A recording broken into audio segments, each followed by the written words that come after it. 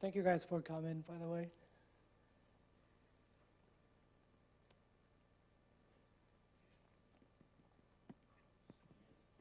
All right. Hi, my name is Kazuaki Ishiguro, based in Tokyo. Today, I'd like to focus on voting system using Ethereum because the completely fair voting system has never been created in the history. And what would happen if elections innovation did not take place in the next 10 years and then people still using a paper ballot? That would be a disaster. So I like to think about this. And I hope the story today will solve the dilemma of the current voting system design and help people forward to the big step. So basic idea behind the C.R.E.A is the realization of voting system using a token and zero knowledge proof. So a little bit about our company. I work for the company called Cougar, which is a cool name, and we have the organization of lots of developers who have experience with the game development and computer vision AI and the blockchains. And I was here at the EthCC last year, talk about how the use case of blockchain and AI. So please check out the link if you're interested. So C.R.E.A is the zk-SNARK based mixer protocol. It's confidential, reliable, Ethereum anonymous mixer. And then C.R.E.A got the inspiration from Wu-Tang, as you may notice. So what is C.R.E.A? In short, it's a publicly verifiable zk-SNARK based and anonymous mixer, and its extension use case for voting. All right. So think about the voting mixer. So the first I like to think about the voting in general, voting system in general in the current status quo. Because voting and tallying must be tamper resistant, first of all, and then content of the voting must be kept confidential. And then when you design the voting process, it has to be transparent, and also it has to be publicly verifiable. So think about the why mixer is popular in the current Ethereum blockchain. Can we ask questions? Later, yeah. Think about the Ethereum blockchain and why there are so many mixer protocols like Tornado Cash and so on. Because I'd like to introduce one of my favorite quotes from Dan Bonnet. He's a professor of Stanford University. He, at the interview of the ZK podcast, to understand why. And because so how would society function if literally all the transactions were public to the whole world? What would happen? And he said, I guarantee you the first thing that society will do is it will create a human mixnet. So I think, in other words, current status of Ethereum and Bitcoin, all the transactions were kept recorded on the public records. So it is natural to think that there will be the need of a mixer will be very natural. So think about the current status of voting system. Let's start out with paper voting. Because paper voting is the one most familiar with, and which is used for, which has the longest history. And when you think about the paper voting in general, it's used most because less vulnerable to catastrophic failure, and also it has less susceptible large-scale covert attack.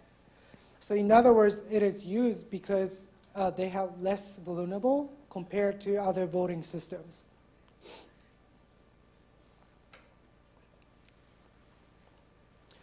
And then when you think about the electric voting system, it will reducing the invalid vote because you need to check or collect the candidates. But it also requires huge security and also privacy when you're using a voting system, on the electoral voting system.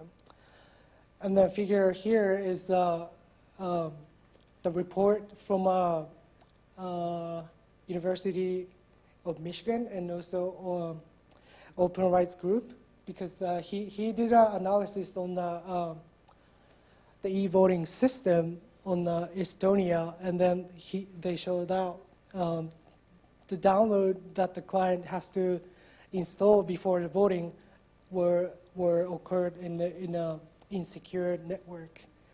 So that will be the potential of the device hijacking, which will cause a disaster, and then all the outcome will be different. The one interesting the mechanism for in terms of privacy preserving electric voting system is mixed network or mixnet. I think if you have heard the NIMS talk previously, they were using a mixnet for shuffling and mixing and encrypting the contents of the transactions. So what it does is taking out the public key of each mixer and then encrypt it. So if you're familiar with the Tor onion router network, they're using the same concept. But it ensures anonymity, and also it's publicly verifiable only if the following conditions satisfied. It's a completely mixer trustful model, and each mixer has to be honest in order to accomplish the fully encrypted anonymity format. And it also has, if the mixer has a vulnerability in casting the votes, the whole outcome will be different. Yeah. And also possibility of an encryption error, because each time you send in the transaction to the next mixer, you have to use the next mixer's public key to encrypt your vote, and then there will be some error if the user doesn't know how to do it. Why do you say that each mixer has to be honest? As far as I know, it's enough that only one of them is honest. Assuming that at the end of the day you are encrypting with some election private key. Yeah. And then so we can observe if the vote is there. So right, but you could in fact repeat. Yeah, but when you transfer the content to the next mixer, you have to do the encryption appropriately. If you fail it, the outcome of the D. For example, like if this guy was a malicious mixer and then he didn't correctly decrypt the content of the D, the outcome will be different. And then there is no way to verify. It will be broken, yes, but then you can at least observe that your vote is not included, so you can try to repeat.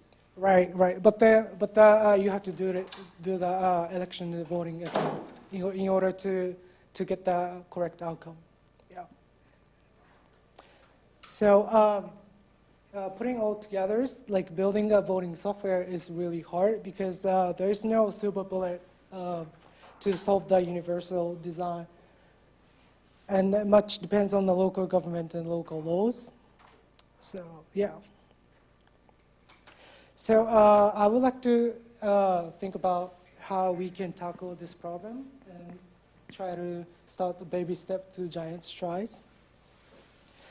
And then, so that's why we started creating a CREAM protocol as an MVP. It's currently work in progress.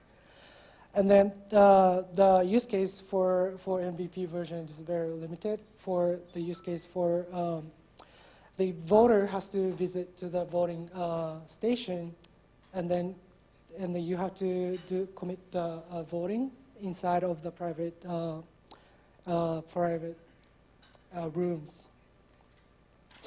So the first voter is going to sign up and deposit the token D. And then if the deposit is succeeded, you get the QR code, which is printed at the voting station. And then the QR code, the content of the QR code is a pre-image of the hash.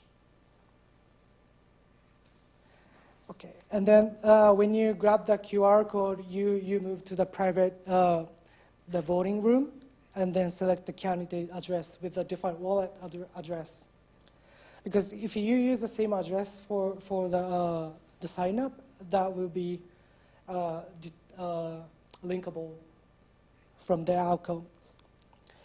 So showing the QR code on the voting rooms, and then generate the proof.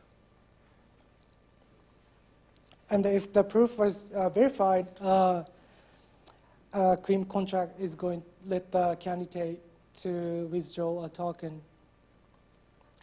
And then at the result, number of D token will be the outcome of the vote. So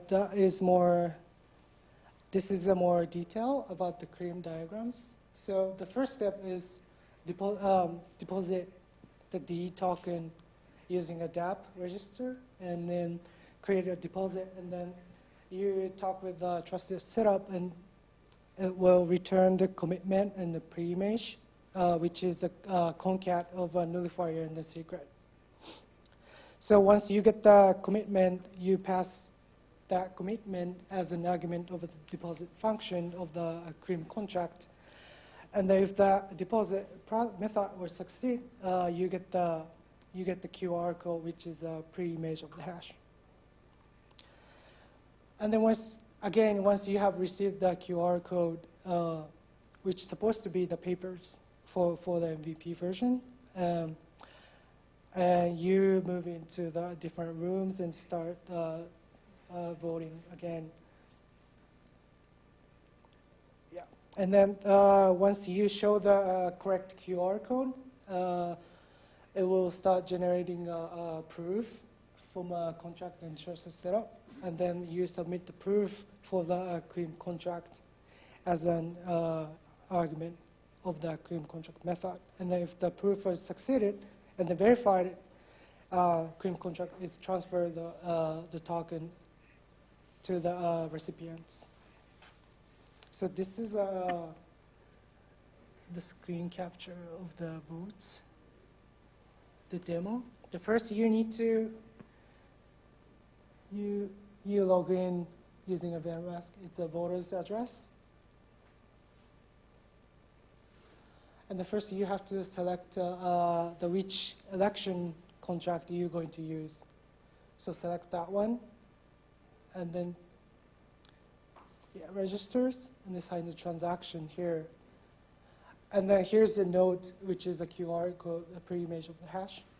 And then this demo, we use the model, but then in the reality, we're going to use printed out QR code. So let's switch the account, which is supposed to be the voting room. As you can see, there's one person sign up. And the contract have a 0.1 Ether that you just deposited.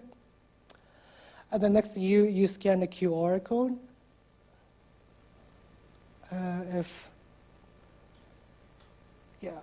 Then generate a SNARK proof here, and the proofing time is here. And then if the transaction was succeeded, the withdrawal process went through. Yeah. So let's try to do something different, and then if we use the same QR code twice, what would happen? It should be error. So we use the same QR code again, and then it says assertion error because the deposit is not found in the tree. So yeah, that was succeeding. Yeah, but there are so many restrictions and constraints because it requires honest operator as election committees and so on. And also, we need to figure out appropriate Merkle tree height for large-scale voting because for the previous demo, I used 4 Merkle tree height. So that is not going to be production ready. For example, Tornado Cash, I guess they're using 16 or something. So we need to figure out, depends on the election system that you're going to use. And also, like, we need a trusted hardware at the polling stations. Yeah, and also we need to figure out who's going to pay for the gas. And also we have to teach user how to use that protocol. And also there is a possible attack will be the collusion and also vote buying attacks. So when I first posted the C.R.E.A protocol on my Twitters,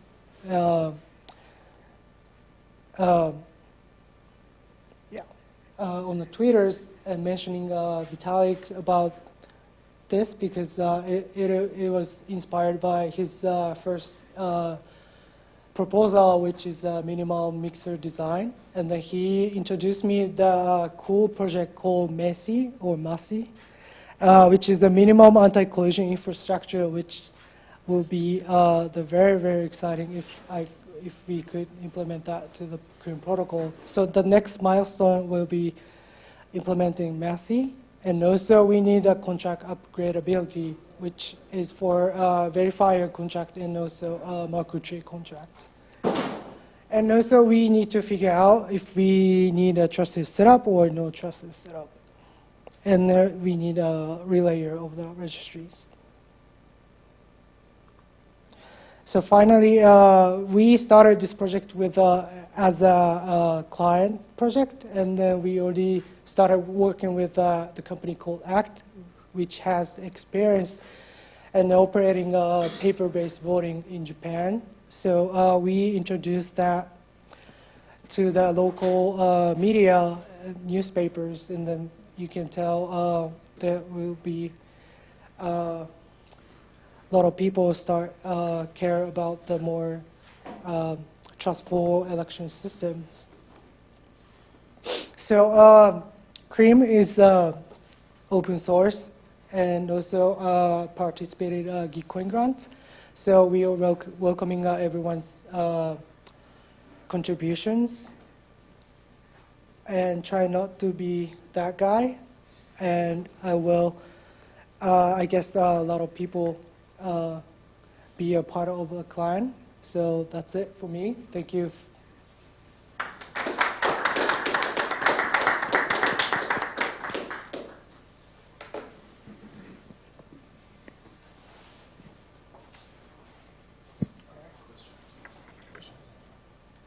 Oh, any questions? Yeah. The question I had earlier is, you mentioned some of it, but I wasn't really sure if I understood it correctly. This is like the big thing about political voting is, A, you should be able to confirm your own vote. Nobody else should be able to see your vote against your wishes, but also nobody should be able to see your vote with your wishes, because that would enable vote buying. So you said you said you're not doing it, but now you're installing MASI, which is collusion resistant, but not vote buying resistant. So is that a topic you have high on your agenda? Well, the part of our agenda is talk about C.R.E.A, but then we are not sure how we can create the collision resistant, and then like we figure out about the MASI like couple months ago, so we are going to implement the MASI on the C.R.E.A. But MASI does not do vote buying. Well, it's work in progress as well, but you might want to take a look if you're interested. Thanks. Yeah. Yes, thanks. Did you hear? Did you thought about like using private coins, which will represent the votes? Yeah, I think that will work, but I never tested it. Yeah, I'm just curious, like why people are always looking, especially in academia, for other techniques. But if I use a private coin, how would be the privacy preserving? I'm not really sure, because all the coin owner can be traceable, right? Sorry? All the history of the owner of the coin can be trackable. If you use the ERC 720 or something? No, I think that's the whole goal. Yes, to Okay, yeah, right, right. Okay, yeah, yeah, but I'll you take have only a commitment, and you don't know who is spending it. Yeah, it would be more like if they could get access to that transaction history, I guess. But on the blockchain, it'd be open. You would need to share your transaction. Yeah, they could work better than. Yeah. So maybe for collusion wouldn't work, but Right, right. Because, yeah, I'll vote for you and then you vote for me can be the problem It's probably for the UX collisions. thing, though, not like a software thing. What's up? The collusion's probably has to be solved with UX. Right, right. yes, but at some point we can't maybe in super remote cases, yes, we can fight collusion, but then if someone wants collude, they will find a way. Right, Yeah, right. you are in the real world, so you can always meet and Oh, yeah. transact somehow. Yeah, that's true. Yeah. Thank you. Yeah, I'll take a look. Thank you so much.